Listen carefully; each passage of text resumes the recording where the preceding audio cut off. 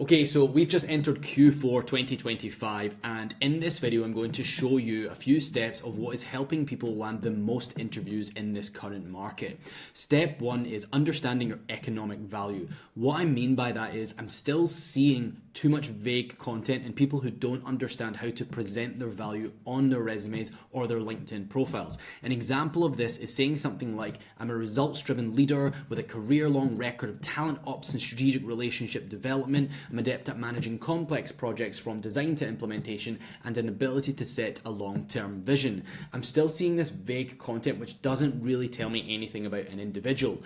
Instead, I recommend my three-step formula, which has years of experience, the roles and responsibilities that you've held, and the types of organizations that your paychecks have come from, but always quantified by headcount and revenue. So I've said 10 years in agency and in-house recruiting, leading internal talent teams across North America at startups and global tech firms with 60 to 2,000 employees and up to 1.1 billion in revenue. Now, what this is my objective value statement. And when it comes to my background in landing more interviews in this market, if I were to target similar organizations of a similar size and revenue, as well as geographic scope, in terms of markets served, where their clients are, where their patients are, etc. This is how I would approach the job search. So number one is understanding your economic value, and then you want to present that in an easy to read, simple format. This is what my own resume looks like. Single column, simple kind of black and white text, okay? And this is generally the most widely accepted resume format. If you need a template, you can go on my site and get a free template. This is a Google Doc that you can go and make a copy of, and it also comes with a video guide on how to fill out each section step by step. I've also got 7 example professions, sales, ops, finance, etc., and some example specific bullet points that you can hopefully use to inspire good content. So that's what I would recommend, is getting your objective value statement, understanding your economic value, presenting that on paper. The second step is taking it to the right buyers. And what I mean by that is organizations, companies that might hire you based on your value. Okay, so what I recommend is going to ChatGPT or any other AI tool and ask it to search for 20 or more competitors of your last couple of companies. Okay, so an example is I can say list 20 companies that are similar or competitors to the company Babylon Health. Show me companies in North America and the UK. I'm getting hyper specific here. And then what I'm doing is I'm leveraging tools to research the most likely buyers of my experience.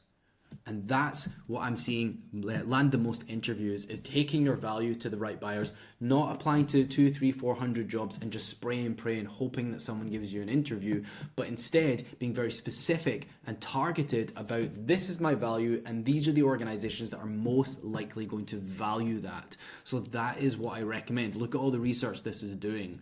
So once we have that list, okay, follow those companies on LinkedIn, find their company pages, identify hiring managers and recruiters and connect with them. But the key thing that I recommend is don't pitch people straight away. Don't pitch for an interview. That's not usually the best way when it comes to approaching strangers and asking for favors.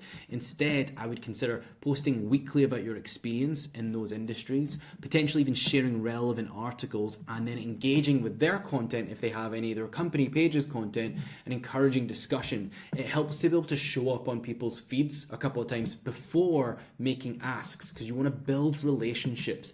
Now, hopefully when I go back here, right, now I've got a targeted list, all of these organizations where I can try and generate some traction, build a network. But also when I start doing this, if I have the right LinkedIn profile, they're going to see high relevance, okay? I'm not some random person that's never worked in their industry, that doesn't even have an idea of what it is that they do, right? That's not the impression that we want to make online. So once you've got your list, okay, try and look for parallels. So again, do some research, but I want to look for industry experience, obviously, product and service, okay? Now, I have worked for an organization that had a mobile app, so maybe I look for other mobile app organizations.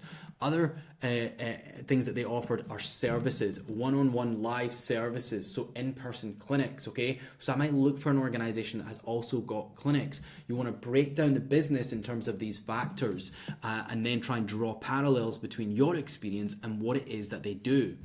If you do see a role, I recommend that you apply directly on the company website if they do have a link.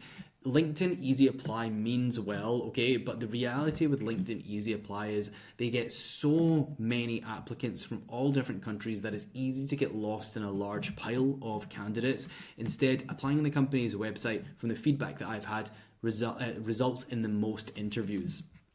Okay, if you do see a role that you express interest in and you do know who the potential hiring manager is, then what I'd recommend is connect with them and send them a quick note and just say, hey, I recently expressed interest in the ABC position at company.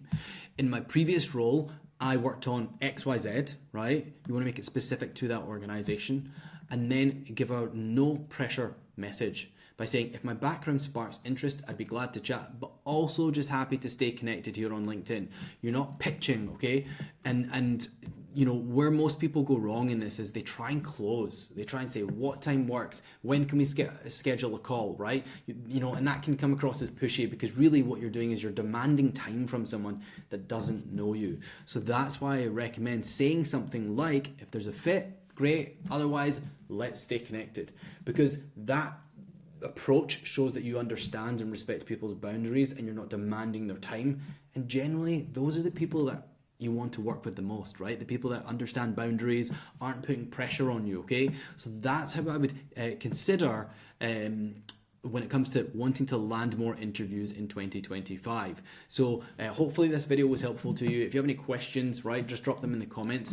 If you do need more one-on-one help, I do offer one-on-one resume reviews and rewrites. You can check out my website, samstruan.com, check out some client testimonials, and then I've got my services down below where you can find out some more information. Thanks for watching. Good luck.